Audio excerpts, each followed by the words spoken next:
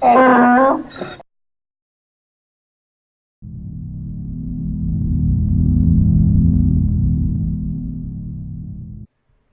welcome back to another GACC podcast where we talk about computers, anime, games, and computers, but not necessarily all at the same time during an episode. Again, I am your host, Harrison. To my left is Hi, Faust. I'm Faust. James? And to my right is James. So I'm going to start off here. I'm actually going to do two shout-outs real quick here. Mm-hmm. So big shout-out to... oh my gosh, I'm completely blanking this. Thank you, Jack the Ripoff, for your shout out on your recent playing episode of, what was the one? Some horror game. Some horror game. Yeah. So go check out Jack the Ripoff on YouTube. Really awesome guy doing some really awesome stuff. Layers of Fear. Layers of Fear, yes. Yes. And he's doing some awesome work out there. And he gave us shout out, so we're just giving it back to him. Yes. Thank you. Yeah. And there's one more. I think it's We Are Salmonella out in California, but one of the first people outside of the area that's actually commented on our videos. Yeah. Our first ever commenter. Yes. Yeah. On Awesome. YouTube. Aren't we just happy? Yes. Thank you. Thank you very much. Yeah. We do see that. We do appreciate it, and we're glad that you like Metal Slug. So now let's get down to the business for the week. I think Faust, you had some last-minute breaking stuff. Yeah, we that have just some happened. breaking news. A couple of things, actually, to revisit some topics from last week. Unfortunately, we can't avoid it. We do have to discuss a little bit of No Man's Sky this week. And that is because it has just been discovered that Steam, through not their usual refund thing, but Steam is actually accepting and giving out refunds to No Man's Sky regardless of how much you've played. This is very unprecedented. Wow. Yeah. But you don't do it with their normal refund thing. You actually have to send them a support ticket and explain why you think you deserve a refund. Oh, okay. And So you can't just be like, I want a refund. Not anybody can get it. If you can come up with a truly justifiable reason. Apparently there's a list of reasons. I don't know. But Steam is accepting them and giving refunds, the full refund for No Man's Sky. And that's because they are losing a lot of players because of all of this backlash that's been going on. And the updates that they did without telling you what it was fixing. Yeah. Those came out the day after we recorded that episode, actually. Really? And they weren't even that good of patch notes. Not really. So that's the crazy thing there. But I mean, the big thing is with No Man's Sky, we haven't seen the typical policy for a Steam refund is 2 hours of gameplay, and then you can get your full money back. If you hit over that 2 hours, you do not get your money back. But the problem is with No Man's Sky is it takes a lot longer to get into it. Plus, there's a lot of technical glitches. There was a lot of hype around this game and everything else for what it was. And I think the big anger flashback that's also coming right now is the ending to the game. A lot of people that are displeased with the ending when you actually get to the center of the galaxy. I haven't gotten that far yet. Yeah. Nor do I think I'm really going to be seeking a refund, but that's because the game really does appeal to certain aspects of gameplay that are very zen to me, where it's just something I can kind of chill out to. According to latest figures, though, No Man's Sky started out with around 220,000 players active at the height, and since then has dropped off to about 15,700 active players. That's a lot of players gone. Yeah, and I'm one of those 15,000. So, I mean, it's amazing to see how well, like how fast this whole thing just dropped off. And I think that's something to be said for. You can have a good marketing campaign. You can hype the shit out of something. You can have a lot of people on board and say anything you like. And Molly New taught us this. You can say anything you like as far as getting people interested in your game. But if you don't deliver, the public catches on pretty quick. Oh, you mean like Mighty Number 9? Yeah, something like that. Yeah. So that much is true. If you go and do a support ticket for No Man's Sky and give a legitimate reason why you are dissatisfied with the game and deserve your money back, there is a chance Steam will give you back your full refund. The second thing to revisit. I want to make a comment here real quick. Yeah. So now No Man's Sky is sharing a bed with Batman Arkham Knight on the PC. Yeah, definitely. I mean, That's a bad place to be. Yeah, that's a very bad place to be. Yeah. And I will admit this, I was really holding out and championing this game because I thought it was something original and something entertaining. But after about the 800th planet, where it's basically the same stuff over and over again, and no real updates to content, and just this overall negative tone and the information that's being put out about the game and people's opinions of it, I will have to admit I'm wrong, and it's not a good game. It's pretty, but it's not something you would it's recommend? It's not something I would recommend. It's definitely not for the $60 price point. I would pay maybe $10 for this game in its current state. Okay. You know, I would still say more than $10 in its current state. You know, this is still, I would think. well, I'm a cheap skate. Yeah. Yeah. I mean, Yeah. I would say at least still around the $30 point because So $29.99. So an indie game kind of thing. yeah, Yeah. it's Which is what it is. Just to be fair. it has. There's a lot of technical marvels behind this game that was pushed. I mean, considering the procedural generation, the size of the game only being 2.6 gigs, the fact that it does do what it does well is very pretty for exploration. And yeah, you can see where there's things missing, such as with the alien races and the character models there, and trying to do space combat against the AI is like, Pretty easy. oh, not kind of easy, but at the same point, it's like if you get 3 ships on you, it's very hard to turn around and. Well, I had the benefit of having Elite Dangerous train me in ship combat, so whatever No Man's Sky can come up with is actually kind of baby's first Elite Dangerous, I think is what a reviewer called it. Yeah. Escapists Yahtzee, Zero Punctuation, said it's baby's first Elite Dangerous. Because Elite Dangerous does pretty much everything that No Man's Sky really touts as far as flying the ship and going between universes, but it is way more involved, has way more depth.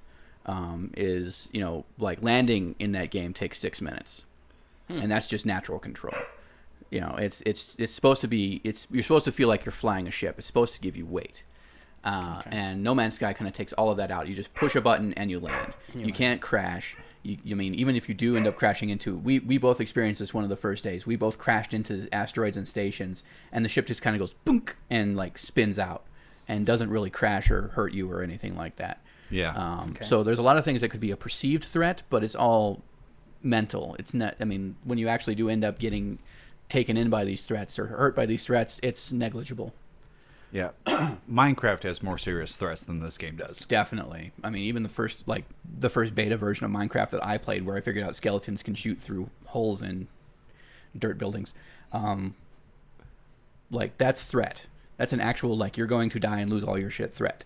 No Man's Sky, you die, you're just kind of sent back to wherever it was you were last, and all of what you did is kind of reset from that point. And even then, you're saving like every 5 minutes. It's, you know, there's a lot of really good potential in this game, but I don't think it was well polished or well realized. And it ended up getting some major hype train behind it. And so I'm not going to say that this is totally on the developers, though they could have been more careful about this. I'm going to say it's part of the system that we've got in place here as far as distributing video games or getting interest in video games, that we can build something up to be more than it is, because that's a human concept. We always build things up to be more than what they are.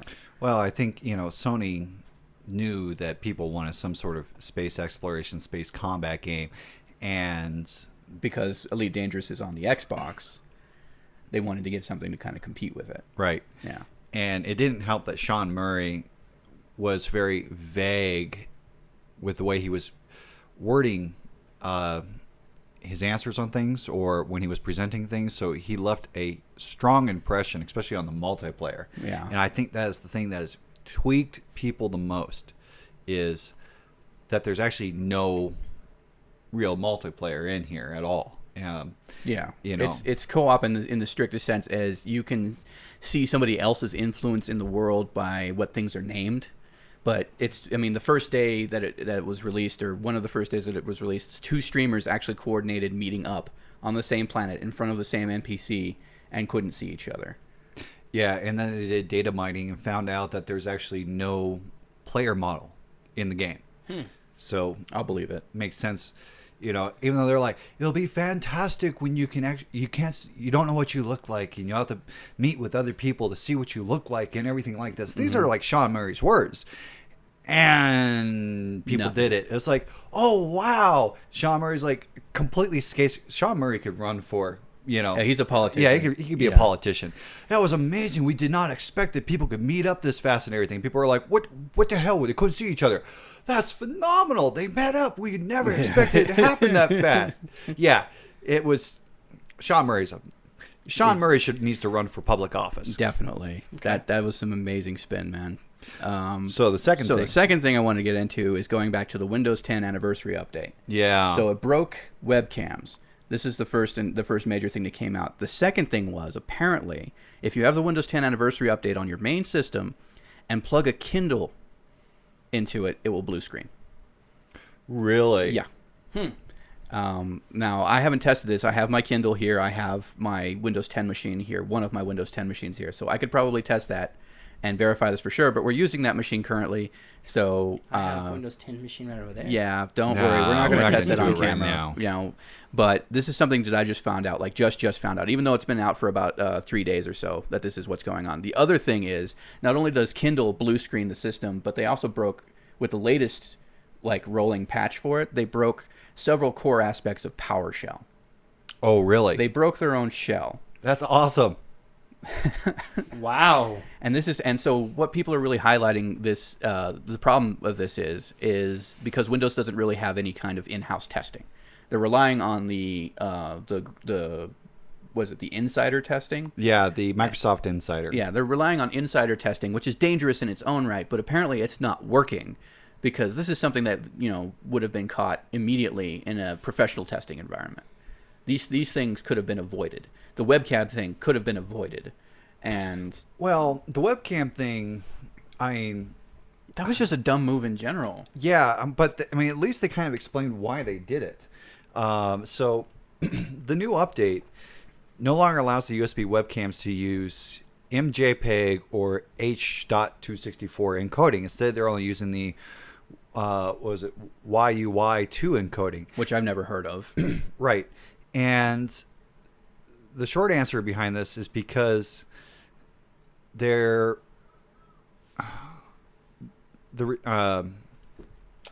lost for words today. Mm-hmm. So they're having problems with, they need to be able to have a format that's able to break out to like multiple streams. And part of this is they're thinking about VR and everything like that. And the impact, the webcam tries to freeze when the MJPEG or the H.264 is used with multiple devices at once. There's just not enough bandwidth. But the Y2Y is an uncompressed, and then the other programs are what's going to be using it to compress or devise it out. So that way, if you're having to use the same stream for multiple devices, it's supposed to ensure better results. Yeah, but good software design doesn't remove capability. It installs new capability on top of what's already there. And enhances it. I can understand getting rid of a feature if it's one that is outdated, obsolete, or no longer used. H.264 is a universal standard. It is one of the most popular standards out there. Saying that it's no longer necessary for one of the most popular uses, webcam recording or streaming, and trying to move to something that'll be more conducive to VR when VR isn't even an established technology right now. Well, and to make matters worse, they're even breaking their own software. They're breaking Skype. Yeah, they're breaking Skype. They've broken their shell. They've broken Kindle, which I'm pretty sure Amazon is not happy about. Like, people can't sync their Kindles, which, big deal. I mean, most Kindles are wireless these days anyway. Yeah. But, I mean, that's small beans compared to what's going on here. And I'm just like, where's the end game to this? What is it that they're trying to do with all of these steps and flubs? And, you know, I mean, I understand they're trying to future-proof or establish some sort of stake in upcoming technology, but writing out currently used technology, currently popular technology, doesn't make any sense. No, it's... When was the last time Microsoft did something this bad? I mean... Windows Me. Yeah. Windows Millennium Edition. Millennium Edition. I'd probably go a Millennium Edition. Okay. Maybe one of the XP service packs. I think didn't one of the XP service packs Pack 2 maybe? break something, break a whole bunch of stuff. No. No. XP was pretty solid. Millennium Edition seems to be the one that everybody goes back to. ME or Vista, when it first rolled out, there was a lot of Bugs. breakage. Or technically switching 8's UI over to the Metro UI because they wanted to be more touchscreen friendly, and that losing absolutely all of the market share, essentially. Like that in my mind is one of the most recent like major sort of like let's all laugh at Microsoft's weird decisions. Oh yeah, because 8.0. Yeah. And that's when they released 8.0. Yeah, I mean, you saw that thing in Times Square where it was like it was 3 shots. One was when they were getting set up and everything like that for the big release, and they just had lines out the door. And then like they let people in, and it's like 10 minutes after letting people in the Windows 8 launch, there's the whole floor is just filled out, and everybody's able to try Windows 8 and all the different machines and tablets and stuff like that. And the next one is like 45 minutes later, the place is empty. Mm-hmm. So, I mean, I'd say the Windows 8 launch is probably the last time we've ever seen anything like this, which means it's recent. This is Yeah. true. This is recent. Relatively recent, but yeah. But as far as like a system coming out working, then we patch and this is supposed to be out for 10 years, and Yeah. it's We're in a not patch looking culture good. right now. Yeah. This is the sad part about computing. The patch culture is basically let's release whatever we've got by the deadline that we stated. Whatever we've got. Doesn't matter if it's stable. Doesn't matter if it works. Doesn't matter if it does what we said it was going to do. We can add that with a patch later. To the point where now people are basically accepting a day 1 or day 0 patch as a common thing. Now I understand that these things are necessary, but you should really make sure you have something that's actually relevant, that actually does what you say it's going to do. You know, if it's an operating system, it needs to operate its computer. If it's a game, it needs to do what you say it's going to do. It needs to have what you say it's going to have.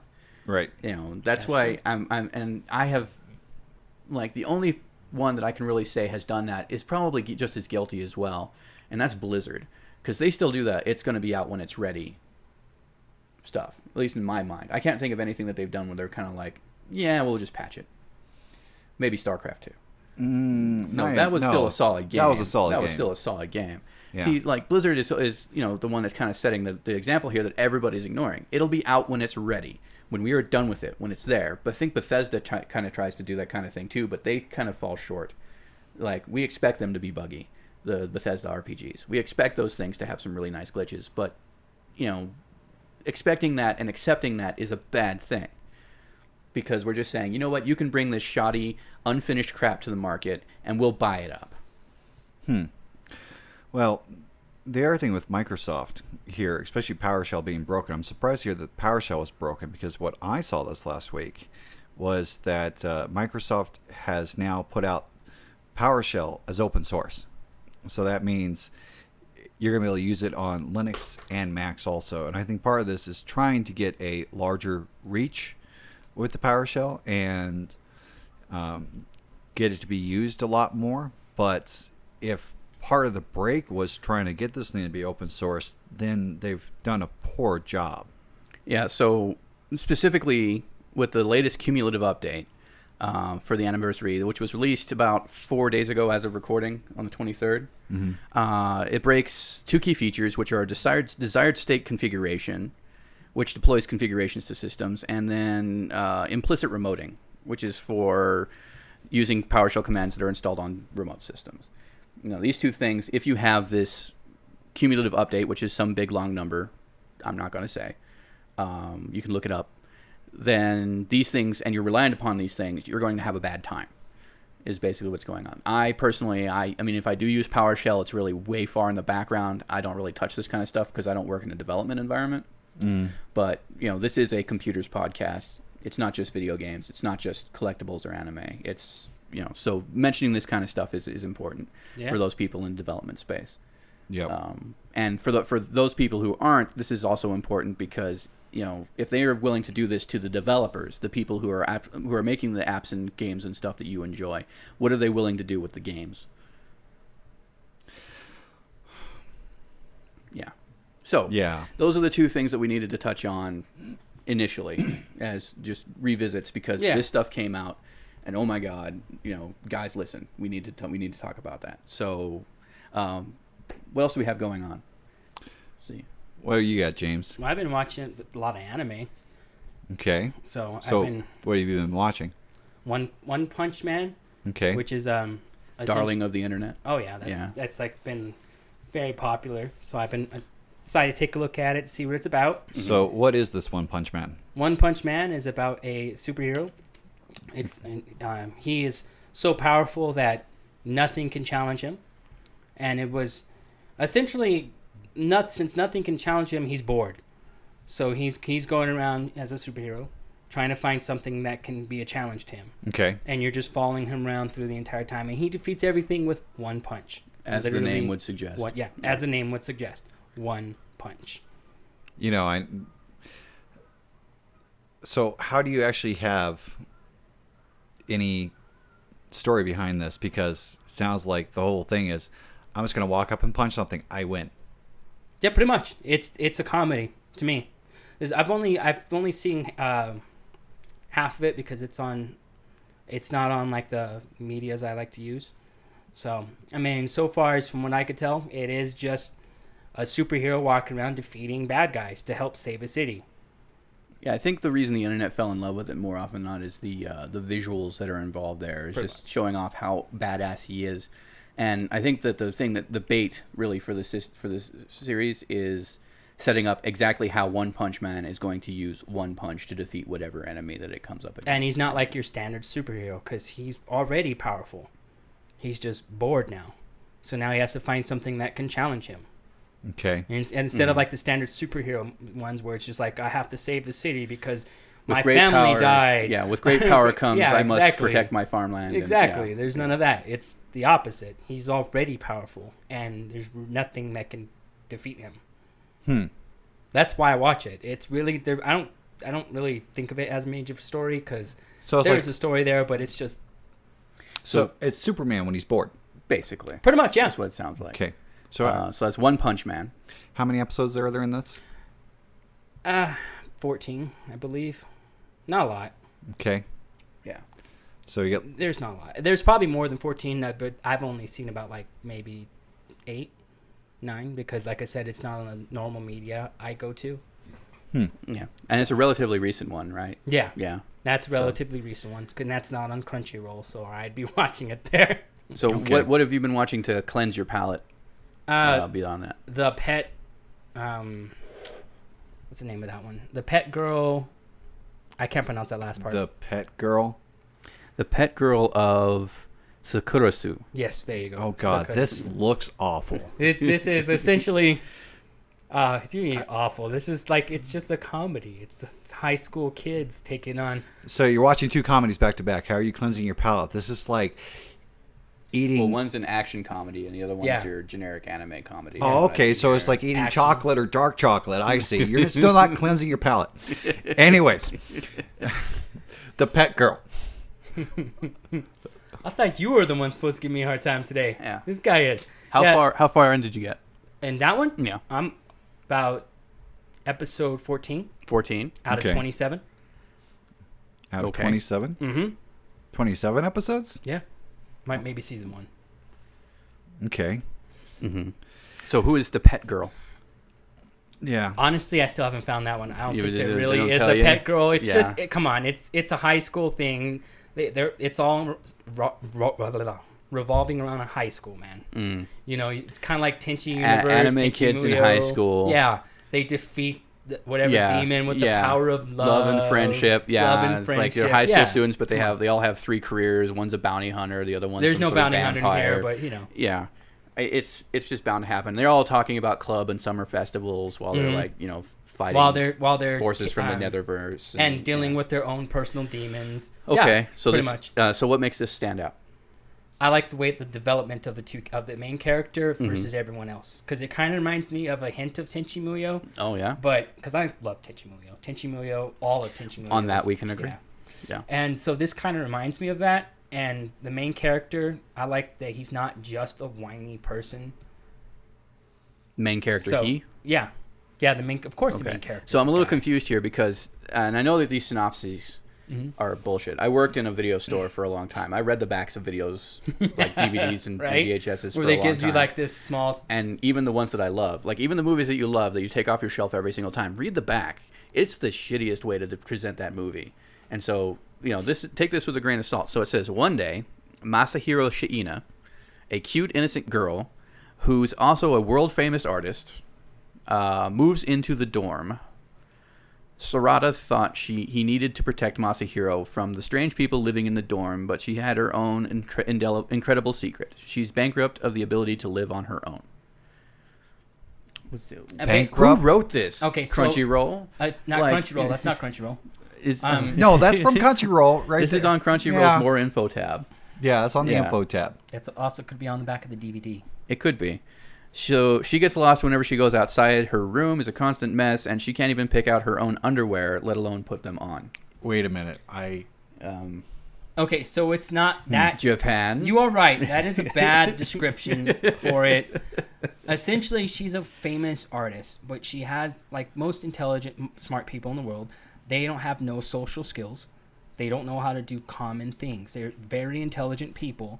And you know this. You've all met real life people where they're really super intelligent, but they don't know how to do the common things that everyday people do. Yeah, everybody has a dumbest smart person that they know. That's essentially what she Yeah. is. And so you're following her throughout this episode. She's trying to understand these common things. She's not just giving up and just going about her way. She's trying to understand these things, and Sorota helps her on this quest. Okay, this so- magical quest, as you say. So the next line here, and this is the most telling and kind of creepy one, is Sarada winds up appointed as her owner by the other dorm students. And so the master and pet life between average boy Sarada and brilliant girl Masahiro begins. Okay, you're right. That gets it That's no, creepy. That gives it no justice. Great. But that's what makes Masahiro the pet. I don't want to be some idiot savant's Yeah. handler. Yeah. Anyway. Isn't this like what Monk or House or anything like that is? Just about like, destroy. Are you talking like, about the horror movie House? Incomparable, like, was it unbearable geniuses and their handlers? That's a pretty common thing. That's like Yeah. Sherlock Holmes and Watson, in the latest set. Yeah. Are you talking about the one with I can't pronounce his name. Cumberpatch? Is it Cumberpatch? No, I'm talking about the actual good one. The movies. Oh, you're talking about the one Robert Downey Jr. Okay. Hey, sir, the British Sherlock Holmes is quite good. I'm not going to say it's the most awesome Sherlock Holmes there's been. They've already done that long ago. The latest Sherlock Holmeses are entertaining. Okay, so back to anime. 'Cause Yeah, anyway, you back guys to anime. you guys derailed. Yeah. So this anime is pretty good. I've been watching it. What would you rate it Honestly? out of 5? 7 out of 10. 7 out of 5. 7 out of 5. Yeah, out of 10. I love how 7 he out of jumped. 10. 7 out of 7 5. 10. So 7 out of 10. 1 out of 5, I'd probably give it a 3. A 3? Yeah. Okay. Because it's good, but it is a typical story. Middling, average, I'm sorry. generic. It is a Yeah. generic story. I But just like the characters. It's something to put on while you play Final Fantasy. Yeah, pretty much, yeah. Yeah. I could do that. Yeah. Except it's all subtitles, so I couldn't do that. But you don't you don't speak Japanese? No, I don't. Yeah. You've watched enough of this stuff. I You know, should right? have learned it by now. I do right? pick up on some things, but not a lot. Yeah, I know no Japanese at all, and I've watched plenty of subbed. I know. I've watched the Yeah. entire Inuyasha series in that way. I'm sorry. Yeah. Yeah. That's- I tried watching Dragon Ball Z subbed once. Didn't try it Ooh, again. yeah, I Yeah, remember no. that. Well, the reason why I didn't watch Dragon Ball Z that way is because I don't like Goku's voice. That's exactly what I was talking about. Goku's voice is so irritating in Japanese. I'm sorry. No offense to people who like it in Japanese, but Goku's voice is... Anyways. It's like trying to watch Evangelion in English dubbed. Yeah, dub. English That's dub. the word. Yeah. English dub of Evangelion. Shinji's voice Oh yeah. I agree. Yeah. Oh, is man. actually worse than the voice in the Japanese one, even though they're both whiny and everything. But the English one is just somehow they managed to ratchet up a level. Yeah. Like the longer you watch Evangelion, the more you understand his father's treatment of him. The one It's that I like, liked don't on wanna both deal with that whitey Japanese little shit. and Let's just dubbed. get him out of here. The one I like both has been Full Metal Alchemist. Well, we'll do an anime retrospective. Okay, but at that's some what point. I've been up to, watching anime, Yeah, playing and- some video games. So you'll come back to us with more anime next week. Oh yeah, of Yeah, course. definitely. Okay. I always Cool. watch anime, All right. So that was us two. Oh, I'm gonna. and that's the end. I'm just kidding. Wow, That's it, folks. That's it, folks. you're right. No, I think there. One of this that's happening this week. That's happening this last week. That's big on several aspects. Is Facebook. Facebook. Yeah, It's- Facebook is showing up everywhere. Yeah. So on a local level in New Mexico, they are talking about putting a Facebook data center in, Is it Las Lunas? Yeah, I was gonna say it's Los Lunas. Yeah, It's Las not Lunas. So is this one of those like earthquake-proof facilities for all of their servers and such? As This is where they put all their Gibsons. Yeah, basically Yeah. all the Gibsons. Yeah. And currently they're looking for, incentives and whatnot to move to whatever state to put in another data center to store everything. Yeah. And yada, yada, yada. And currently it's been between Utah and New Mexico. And Those are the only two. those were the two in the running. There's been others, but these are where they're getting down to trying to pick, and Utah bowed out this last week. So basically, as long as everything goes through with the public regulatory commissions and the electric companies and everything like that, there's a high probability that they're actually going to get a Facebook data center put down in Los Lunas. And what's interesting about this from a New Mexico perspective is, number one, it's a high-tech company. Mm-hmm. Okay, we're notorious for having high-tech companies move out of here. Definitely.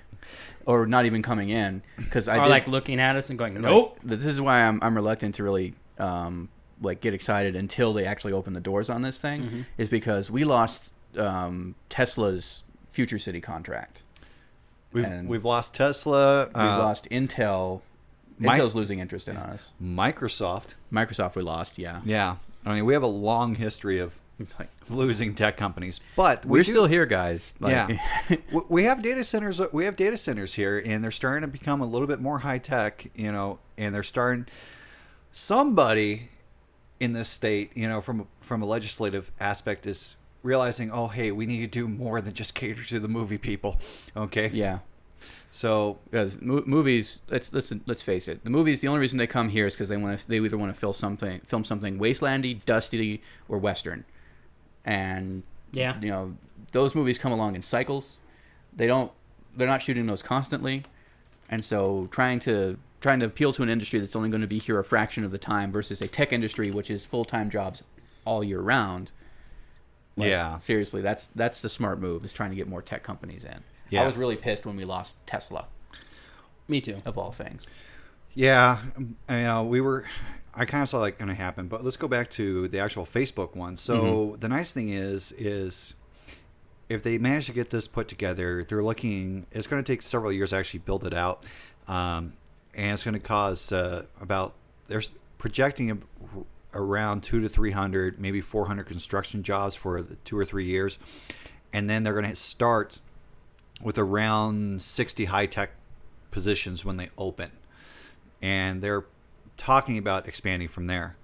And we'll see if that happens because, that's HP came here and we gave them incentives, and then HP wasn't able to follow through and they had to do layoffs twice. And finally, Rio Rancho in New Mexico said, all those incentives we gave you, pay us back.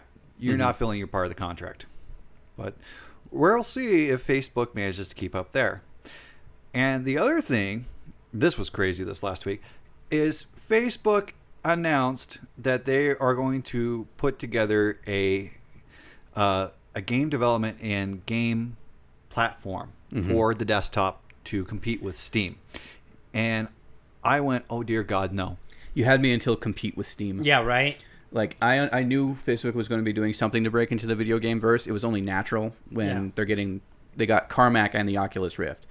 what do you think Facebook was going to do with VR technology and one of the greatest video game developers of my time? Well, Yeah. they are teaming up with Unity. Who isn't? I'm sorry to steal your thunder there, but yeah, Unity is a pretty widespread, easy to use, damn near free game engine. What really people pay for in Unity is the assets to create the video games. But don't you want to play Farmville on your desktop No. at all times I with play- ads? Well, I I think play if- Township. I know what that's Oh, like. okay. So you want to play Township on So your I desktop? think if they're going to get this, they're probably going to make more than just Townville and Farmville and stuff like that. Though a 3D Farmville in VR, I'm pretty sure a lot of people would be kind of into that, at least for the initial, like, selling point, Or you till the just- novelty wore off. Or you could just go be a farmer. There's no fun in that. There- Like doing there's hard no work fun out at in the sun. Farmville either. Look, they didn't think, like, the joke way back when was releasing something that was called Chores the video game Chores. or Yard Work the video game or something like that. Now we have games like Stardew Valley, Animal Crossing, or going back even further, what was that one with the farming thing on like the Super Nintendo? the farming thing on the There Super was Nintendo. there was a farming game on Super Nintendo that's followed along for a while. I can't remember the name of No it right idea. now. It's not Animal Crossing? It's not Animal Crossing. That was GameCube. Okay. That was initial thing. God, Okay. it's gonna kill me if I can't remember. Anyway, so farming. So yeah, make a yard work simulator. Make a farming simulator. Minecraft, in a lot of ways, is a yard work and farming simulator. So yeah, that actually works. Well, here's the thing that kind of makes Facebook scary, by going up against Steam, because we already know that Steam has the HTC Vive, so they already have VR. They have a platform that has been out for 12 years, and it's like September 12th, so within like 2 or 3 weeks, they're hitting their 13th year of operation. Okay, so we have a platform that's established that has 125 million users on it. And it's one of the biggest platforms. They've been trying to do some streaming and everything like that. And then you have Facebook coming along here that has already been building their little blocks for this to happen. They have browser games. They bought the competitor to Steam for VR, which is the Oculus Rift. And so they've been going there. They started streaming games live, Facebook Live games. They've announced with Blizzard, so any Blizzard game like Overwatch, Diablo 3, StarCraft 2, you can instantly stream to Facebook. Now, Steam has 125 million user player base. That doesn't mean the concurrent users. Usually the concurrent is like 3 or 6, and they have Dota and Rocket League and everything over there. But Facebook has how many eyeballs on it? We're talking 80 billion eyeballs. Yeah, that's the thing. Is kind of like unknown because a lot of people use Facebook that aren't necessarily interested in video games or streaming, and yet a lot of people do, and they already know. But those people that do probably already know about their alternatives and options: Steam, Twitch, Hitbox, that kind of thing. So it's going to be something of sort of I'm in the watch and wait camp. Well, even on ultimately. we'll have to see here because I'm interested, definitely. I want to see how they handle this, but we already know Unity games. Unity games aren't exclusive to Facebook. Now they're working with Unity, but Steam's worked with Unity plenty of times. Plenty of other developers have worked with Unity. Any developers usually end up using Unity at least to learn how to make a video game before moving into some other engine. So that's fine and dandy if they're moving in with Unity. If they were trying to partner with something like Unreal or id Tech, which I'm surprised they didn't try and get id Tech with Carmack under their roof. there's some huge nastiness going on there right now too. Yeah, I haven't heard of anything like that. So, but they've got, like I said, one of the greatest game developers ever known. They've got one of the first ever VR devices ever known. They're using one of the most widespread game engines. Because Unity is not just a PC engine. It works on Mac, it works on handhelds, it works on mobiles, it works under low resources. It makes great use of massive resources. So it's a very versatile engine. The thing is, they can have all of the greatest tools in the world. But if you put them in the hands of an amateur, you're not going to get a quality product. the thing is, you don't necessarily need a quality product nowadays. I mean, the big It's true. thing, What we just discussed. yeah, and here's the thing: is Facebook has, they say they have 650 million people playing games on Facebook, and that's crazy because if there's a $125 million player base on Steam, but there's 650 million people playing casual little rinky-dinky games, on And don't underestimate the Facebook. You don't underestimate the power of casual gaming, especially Facebook type games. Neopets is still a thing. Yeah. Flipping Neopets, people. They still has a following. So Facebook games are just as powerful as any kind of AAA development out there. And I got, one more thing for Facebook. Facebook, like I said, all over the place this week. Mm-hmm. Facebook managed to get into everything. And the other big one is there's the lawsuit. This is the ongoing thing. A lawsuit between ZeniMax, who is the parent publisher of Bethesda, and id, is suing, has expanded their lawsuit, and this is part of the discovery and everything, against the Oculus Rift to include Facebook now, saying that John Carmack actually intentionally went in and took files off of his PC, and that were proprietary files for ZeniMax, and gave them over to the Oculus and Facebook, and that if it wasn't for John Carmack, there would be no Oculus Rift. And basically, who's the guy? Lucky Palmer? Mm. ZeniMax basically said that Lucky Palmer is a pleb and an idiot, and this would not have gone anywhere along as far as it did if it wasn't for our technology that John Carmack stole. So there have been some... They better have some really concrete evidence to prove all of this, making claims and accusations like that. That's a huge one, too. Yeah. Yeah. It's... I mean, they are trying to stall. That's what it sounds like, is they're trying to just, like, put a few anchors into the Facebook projects. I don't think they're necessarily trying to stall it, per se. I think they are actually trying to... basically blow it up to sound, a lot more than what it is in some aspects, because well, that's any good lawsuit, really. Yeah, but they really turned it up, because at first it was originally against just like Oculus and I think John Carmack, and now they've included Facebook. And I think it's one of those things where as they see this coming along, the technology, there's a piece of the pie to be gotten here from a lawsuit endeavor. But Bethesda still has, still is rubbing more salt into this wound, because the other thing that they've done is they had announced the Fallout 4 VR that's supposed to come out, I think, in 2017. Mm-hmm. They said, yeah, we're not putting it out on the Oculus. It's just going to be on the HTC Vive. So they are insanely salty about everything that's gone along. And if you've kind of followed the development cycle of the Oculus Rift, there's a hint of truth in the exaggeration of these accusations here, because the device itself accelerated a lot more after Facebook got involved, after John Carmack got involved, and we've come out to a device that is better now, that is able to potentially compete with the HTC Vive, and ZeniMax could have potentially lost out on profitability. So there is a case in point here. Really, I think it's a matter of, we're just going to make it sound worse and sound more tabloidy so we can get a larger amount of money out of you outside of court. I'm willing to accept that. However, I do have to make this kind of statement here, and this is why I'm not exactly like jumping on this whole thing anymore. I am beyond being impatient when it comes to VR.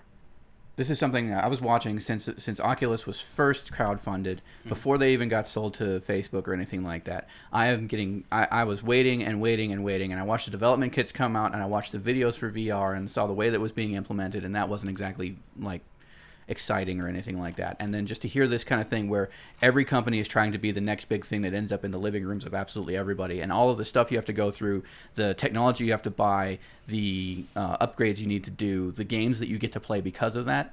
At this point, I'm like, not only am I not impatient for it anymore, I'm bored hearing about it.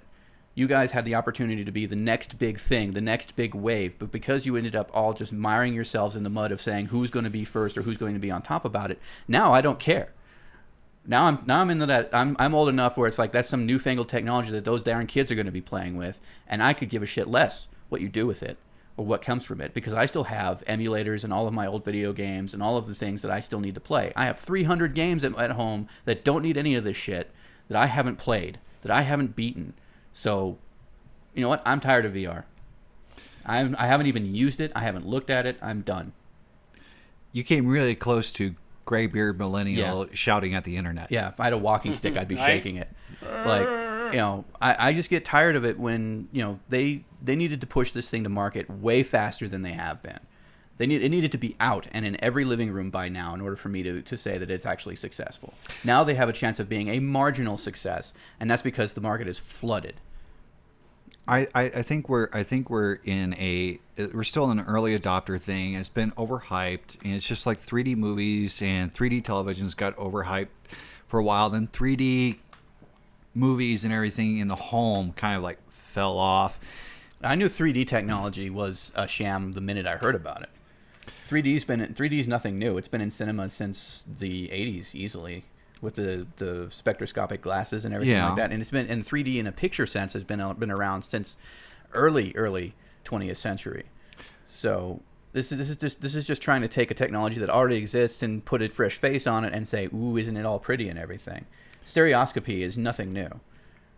Well, no, it's not. But Yeah. I mean, at least with the theater, it's a little bit different because you at least have size and ability to look off to if you're having issues, versus if you actually have it wrapped around your head. You know, that's what causes a lot of the old motion sickness issues with VR. Even some of the old games like Descent, you know, that game caused motion sickness just looking at it on a screen. Yeah, because I mean that was like full 360 space, and whoa, man, that was nasty. Oh, I'm one of the lucky people who doesn't get motion sick from video games like that. Do you? No, not really. Never had any kind of motion sickness. I've known plenty of people who can't watch me play games like Quake and Descent and stuff like that, where it's like you know, I play games like Elite Dangerous, and No Man's Sky kind of does this too, where you don't really have a sense of down. Mm-hmm. You lose that immediately in a lot of places, and that never really bothered me. So I'm that's why I was excited to try 3D in the VR sense and actually have a VR headset. All of the cheap imitators and like Google Cardboard shams and everything like that is just, once again, fresh paint on an old technology. VR stood a chance to actually be something. Oculus and HTC and everything stood a chance to be something, but now they're overpriced novelty items. So at the moment, I think, you know, part of it is the games out there aren't that big behind it. The fact is the amount of PC you need to get into it right now. VR is going to probably get pushed more with the next generation of, you know, graphics cards that have just started to release that are lowering the price point and the threshold. And then we also have the Sony VR headset that's going to be coming out. That's going to be more so for the living room, because you already have an established base of, here is a device that's $400. Here's my add-on device that's another, what, $600, mm-hmm. $400, depending on what you have. $600 after you buy everything, including the stuff that isn't included that you need. Yeah. Yeah.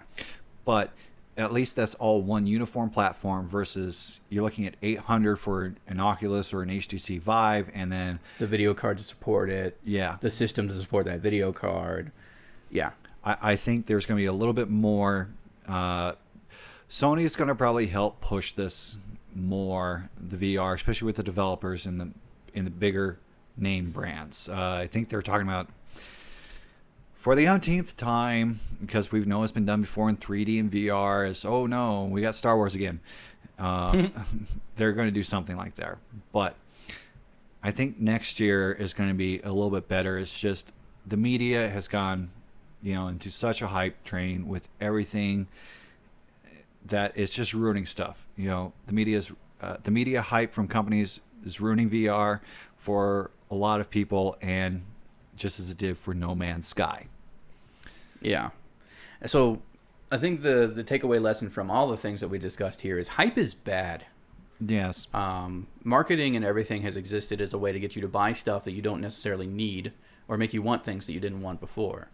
And now we're in a point in time where we're just trained as a society to do that without even a marketing company behind it. And now we're, like I said, it's a human aspect to make something bigger than it actually is. Make it more than it actually can be. And so when it turns out not to be, and we get pissed off, we're partly to blame. In some cases, we're majorly to blame. Mm-hmm. But it's the developers and the creators of these things. It's, as a creator, you love seeing hype about your thing because at least when you launch it, you're going to make a ton of money.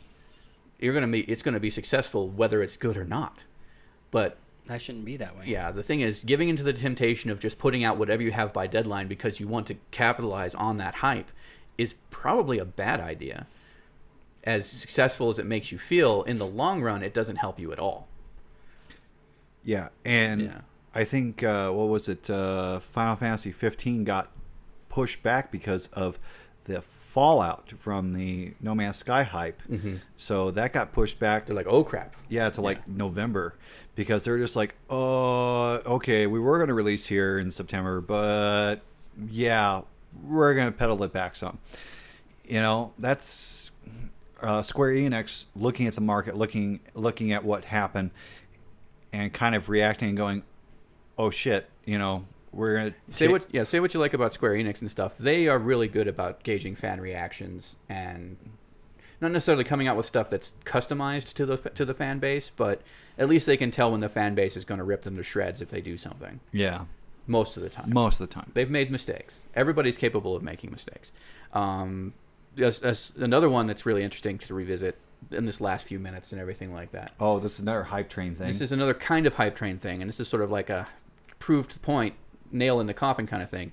Pokemon Go has also dropped 90% of its player base. God. Yeah, yeah.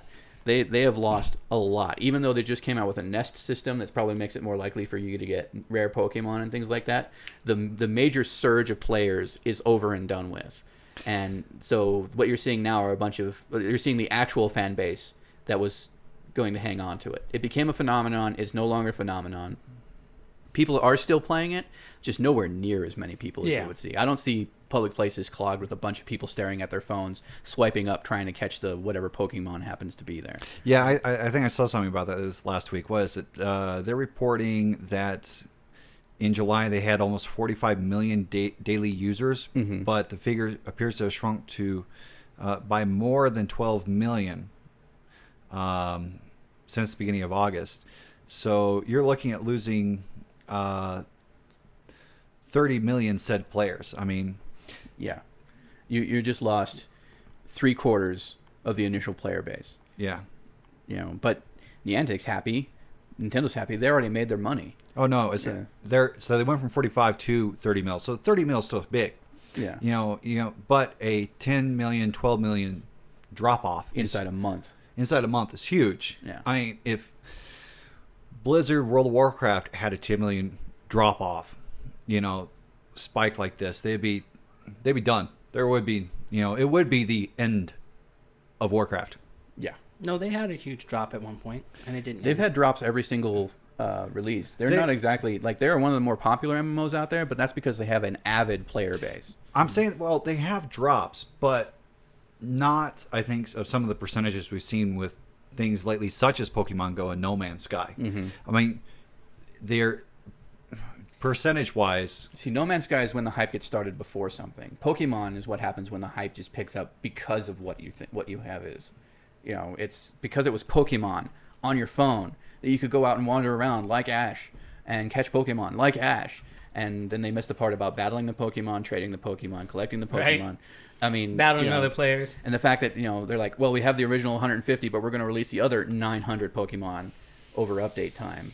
I'm like, And then we Anyway. have region locks and all that. Yeah, anyways. Yeah, everything's a mess right now, guys. Yeah. Yeah. Too bad Boss Panda's still playing. Well, it's still an excuse to go walking around. Yeah. Yeah. True. Anyway, Yeah. Well, I think that about wraps it up. I'm done. Yeah. Because the only thing no. I was going to suggest, but I'll suggest the next time. I could rant More for on hours, anime. but I'm done. I'm going to say I'm done. We're about 55 minutes in Yeah. here. I think we're about done. I mean, we had a wonderful 15, 20-minute rant just on anime before we even started this show. It was great. But if you like this, go ahead and like, subscribe, comment. Let us know if you think what we're doing is good. We do release a podcast-only format for our audio listeners on our website, www.jennyfedora.com. We're also can be found on iTunes and Google Play underneath the podcast. And we do try to get this up on Sunday in a video format over at Jenny Fedora Reviews. And we now have a vanity URL on there. So you should be able to go to youtube.com/c/Jenny Fedora Reviews and then be able to watch the podcast up there. Awesome. Of course, if you do watch this on YouTube, down in the comments, let us know what you think the absolute worst anime you've ever watched is. Yes. Yes, Please And do. the absolute best anime you've watched. definitely. I want to hear the worst. He wants to hear the best. I want to hear the worst too. But Yeah. let us know either way. And maybe we'll end up discussing it next time. Awesome. Thank you for joining us, folks. Thank you, everyone. Bye. Well, thank you again, all of our Arizona viewers that have been automatically. So it's the standard USB connector. It actually has